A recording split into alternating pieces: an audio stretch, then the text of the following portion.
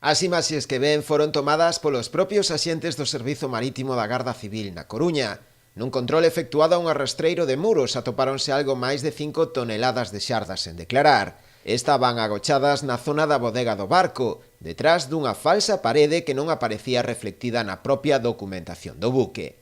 Nela a Garda Civil atopou unhas 328 caixas de plástico repletas de xarda, cun peso superior ás 5 toneladas, e que non figuraban no diario electrónico da embarcación. Por esta razón, os axentes do Instituto Armado procederon ao levantamento das correspondentes actas de denuncia, primeiro por unha suposta infracción da normativa de navegación marítima, ao non ter actualizado o libro de estabilidade nin os planos da embarcación, e tamén contra a normativa vixente en materia de pesca, por ter realizado unha infradeclaración de máis dun 100% das capturas, pois na realidade só estaba reflectido a metade do peixe que levaba a bordo.